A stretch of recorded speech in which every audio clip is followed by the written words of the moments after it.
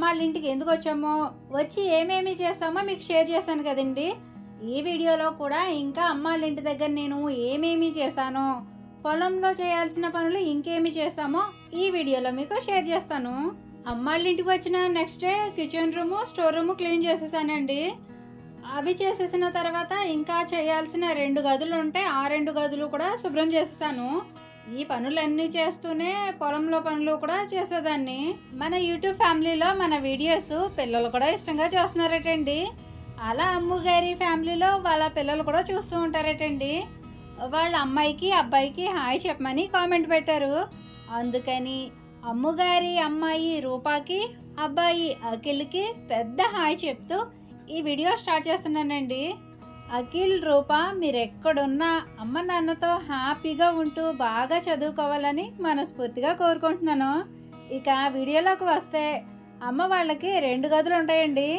అందులో ఈ గది పడక గది అనమాట. ఇప్పుడు ఈ గది కూడా శుభ్రం చేస్తే ఓ పని అయిపోద్ది. అమ్మ వాళ్ళకి మేము 3 ఆడపిల్లలమని చెప్పాను కదండి. 3కి పెళ్ళిళ్ళు చేయగా అమ్మ వాళ్ళకి మిగిలిన ఆస్తి ఇల్లేనండి. ఇందులో మిగిలిపోయిన సామానం, విరిగిపోయిన మంచం, పోయిన టీవీ, తిప్పితేనే కానీ తిరగని ఫ్యాను ఉంటాయండి. ఇక్కడ మీకు టేబుల్ ఫ్యాన్ కనబడుతుంది కదండి. ఆ ఫ్యాను మా చిన్నప్పుడు ఫ్యాన్ అండి. కంపెనీ వచ్చేసి గంగా. అప్పట్లో గంగా ఫ్యాన్కి రాశి గారు బ్రాండ్ అంబాసిడర్గా ఉండేవారు. ఆ యాడ్ కూడా భలే ఉండేది. అప్పట్లో వచ్చే యాడ్స్లో నాకు గుర్తున్న వాటిలో 2 యాడ్స్ ఉన్నాయండి. అందులో ఒకటి గంగా సీలింగ్ ఫ్యాన్ అని రాశి గారు వచ్చేవారు. రెండోది వాషింగ్ పౌడర్ నిర్మా. వాషింగ్ పౌడర్ నిర్మా, వాషింగ్ పౌడర్ నిర్మా, పాలలోని తెలుపు నిర్మాతో వచ్చింది, రంగుల బట్టలే తలతలగా మెరిసాయి, వాషింగ్ పౌడర్ నిర్మా, వాషింగ్ పౌడర్ నిర్మా.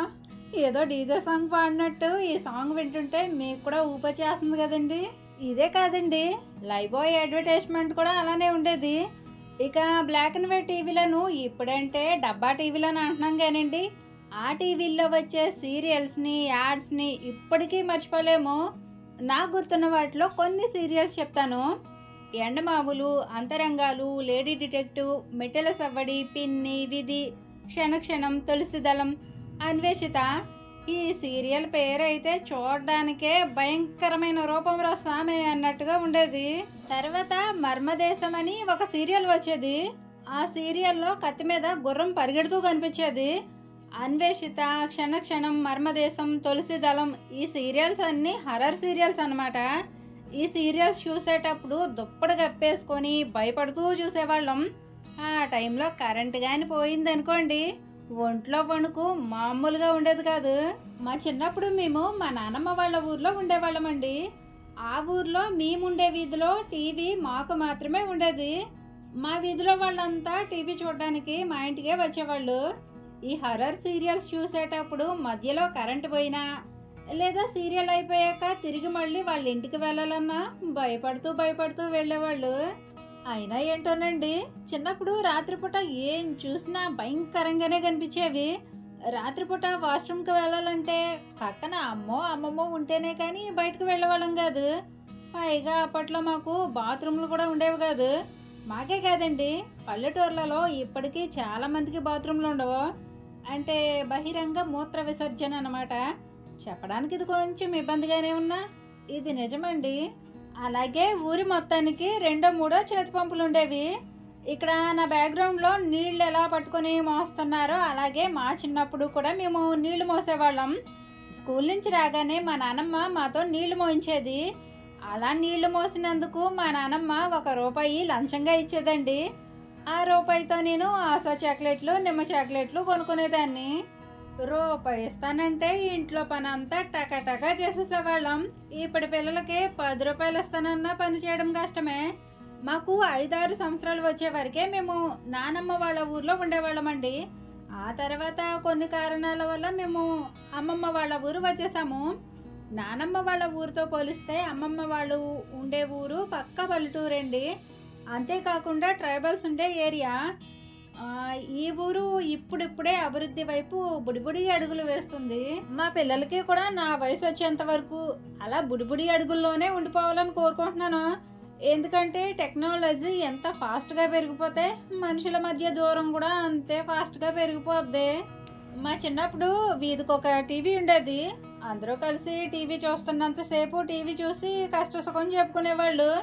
ఇప్పుడు ఇంటికి ఒక టీవీ, మనసుకు ఒక సెల్ ఫోను, ఎవరికి వారే యమునా తీరే అన్నట్టు ఇప్పుడు డబ్బు ఉంటేనే మనిషిని మనిషిలా చూస్తున్నారు, లేదంటే ఎవరో దారిన పోయే దానయ్యలా చూస్తున్నారు.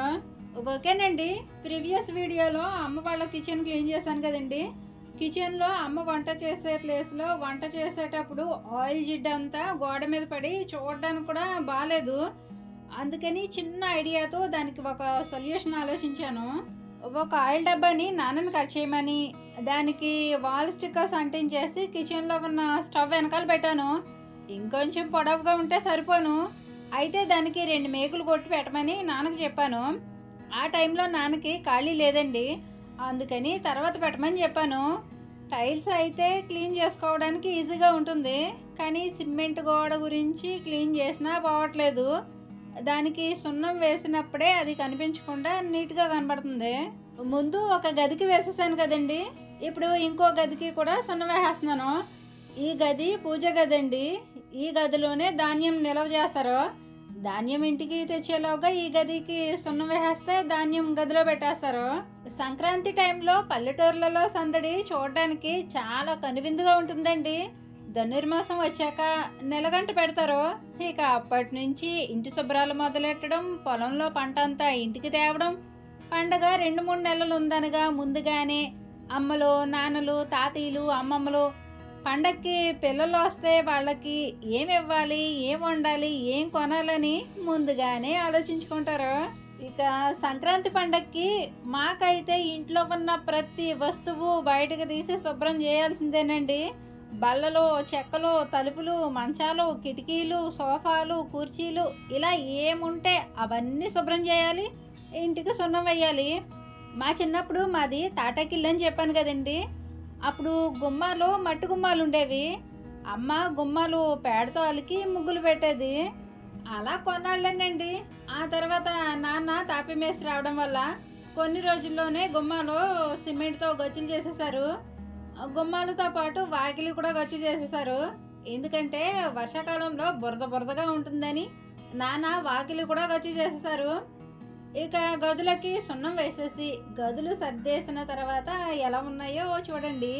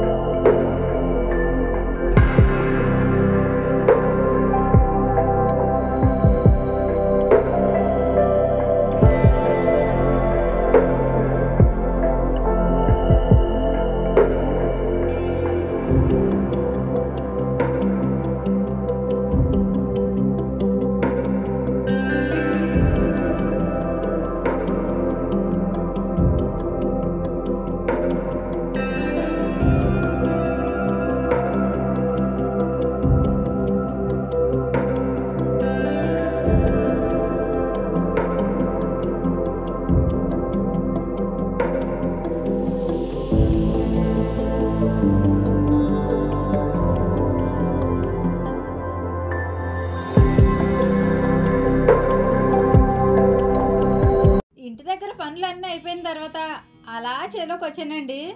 మేము వరితో పాటు పెసలు, మినుములు కూడా వేసామని చెప్పాను కదండి. ఈ రెండు కూడా 2-3 రోజులు ఎండలో బాగా ఆరబెట్టి ఎండిన గింజలు బయటకు వచ్చేంత వరకు ఎడ్లతో దొక్కించాము. మా వారైతే ఎడ్లు ఏం అక్కర్లేదు, నేనే నా బండితో దున్నేస్తానని పెద్ద బిల్డప్ ఇచ్చారు. 4-5 రౌండ్లు వేసేసరికి నా వల్ల కాదని పక్కకు పోయారు. గ్రౌండ్లో తిప్పినంత ఈజీగా పొలంలో దున్నడం కష్టంగా ఉంటుంది. పొలంలో నేల సమానంగా ఉండదు కాబట్టి డ్రైవ్ చేయడానికి ఇబ్బందిగా ఉంటుంది. ఫస్ట్ బండితో ట్రై చేసిన తర్వాత కష్టంగా ఉందని మా పక్కింటి వాళ్ళ ఎద్దుల్ని తెచ్చి దున్నించామండి. మేము మినుములు పెసలు జల్లిన తర్వాత ఒక్కసారి కూడా వర్షం రాలేదండి. దానివల్ల పంట సరిగా పండలేదు. లేదంటే ఈ చేను అంతా చేయడానికి మిషన్ పెట్టేవాళ్ళం. పండిన పంట కొంచెమే కాబట్టి సొంతంగా అన్నీ మేమే చేసుకున్నాము. ఈ యంత్రాలు లేనప్పుడు వ్యవసాయం ఎలా చేసేవారో ఏమో కానివ్వండి, అన్ని సౌకర్యాలు ఉన్నా కూడా వ్యవసాయం చేయాలంటే తలకు మించిన భారంగా ఉంటుంది. నేను అమ్మని అడిగాను, అప్పట్లో అసలు తాతయ్య వాళ్ళు వ్యవసాయం ఎలా చేసేవారని. అప్పట్లో అందరూ కలిసిమెలిసి ఎవరి చేలో పని ఉంటే వాళ్ళు అందరూ కలిసి చేసుకునేవాళ్ళు. అప్పట్లో వ్యవసాయమే జీవనాధారం. ఉదయం లేస్తే ఆడ మగ అందరూ పొలాల్లోనే ఉండేవాళ్ళు. ఇప్పట్లోలాగా అప్పట్లో రకరకాల ఉద్యోగాలు, ఫ్యాక్టరీలు, కంపెనీలు, హోటళ్ళు, రెస్టారెంట్లు చాలా తక్కువగా ఉండేవి. ఒకవేళ ఉన్న సొంత ఊర్లోనే ఉంటూ వ్యవసాయమే చేసుకునేవాళ్ళు తప్ప వలస వెళ్ళేవాళ్ళు కాదని చెప్పింది. ఏదేమైనా కానివ్వండి, మన పూర్వీకులు చాలా గొప్పోళ్ళు. వాళ్ళకున్నంత ఓర్పు సహనం మనకి గోరంతా కూడా ఉండట్లేదు. కొన్నిసార్లు నాకైతే మీరు చెప్తే నమ్మరు కానీ ఏడుపు వస్తుంది. స్వచ్ఛమైన నీరు, కల్మషం లేని మనుషులు, కాలుష్యం లేని గాలి, కల్తీ లేని ఆహారాన్ని మళ్ళీ మన జీవితంలో చూడగలమా అని చాలా బాధగా ఉంటుంది. ఓకేనండి, ఇక్కడ ఎడ్లతో చేనంతా దున్నించేసిన తర్వాత ఆ వేస్ట్ అంతా ఫస్ట్ ఒక పెద్ద జల్లెడలో జల్లించేసి తర్వాత చిన్న జల్లెడలో జల్లించాము. ఇక్కడ పెద్ద జల్లెడగా వాడిన జల్లెడ మా అమ్మ వాళ్ళ ఇంటి ముందు వాడే గేట్ అండి. నాన్న ఆ గేటుని జల్లెడగా వాడేశారు. ఈ చేను జల్లించేటప్పుడు దుమ్ము లేచిపోయేది. ఆ దుమ్ము మీద పడి దురద కూడా వచ్చేసేది. నేనైతే ఒక టవల్ ముఖానికి కట్టేసుకున్నాను. మా వాళ్ళని కూడా కట్టుకోమంటే వాళ్ళు కట్టుకోలేదు. ఇక్కడ మీకు చూపించే సీన్లో వేరువేరుగా చూపించాను కదండి. అందులో ఒకటి మినప చేను, రెండోది పెసర చేను. అలా సాయంత్రానికి ఆ రెండు జల్లించేసి పక్కన పెట్టేసి ఉదయం నీంట్లో ఆరబోసిన ధాన్యం అంతా బస్తాల్లోకి ఎత్తాము. ఈ ధాన్యం అంతా బస్తాల్లో ఎత్తేసరికి చీకటి పడిపోయింది. ప్రీవియస్ వీడియోలో వర్షానికి ధాన్యం తడిసిపోయిందని చెప్పి ధాన్యం నీంట్లో ఆరబోసాం కదండి, ఆ ధాన్యమేనండి ఇది. వ్యవసాయం చూడడానికి చేయడానికి కష్టంగానే ఉంటుందండి, కానీ ఇష్టంగా చేసే వాళ్ళకి మాత్రం వ్యవసాయం ఒక మంచి పుస్తకం.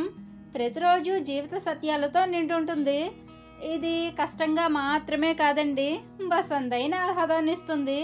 బంధాల విలువలతో పాటు ప్రకృతి పట్ల గౌరవం కూడా నేర్పుతుంది. ఈ మట్టి మన తల్లి, పొలం మన గుండె చప్పుడు. మన పూర్వీకుల జ్ఞాపకాలను స్మరిస్తూ ఇవాల్టి వీడియో ఇంతేనండి. ఇక ఈ వీడియోలో పుట్టింట్లో నేను చేసిన సంక్రాంతి పనులతో పాటు పొలం పనులు కూడా చూపిస్తూ నా చిన్ననాటి మధురమైన జ్ఞాపకాలు ఎన్నో మీతో షేర్ చేసుకున్నాను.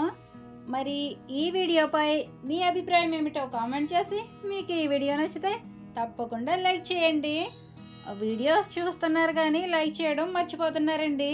దయచేసి లైక్ చేయడం మర్చిపోకండి. మరో మంచి వీడియోతో మళ్ళీ వస్తాను. ఉంటానండి. నమస్తే.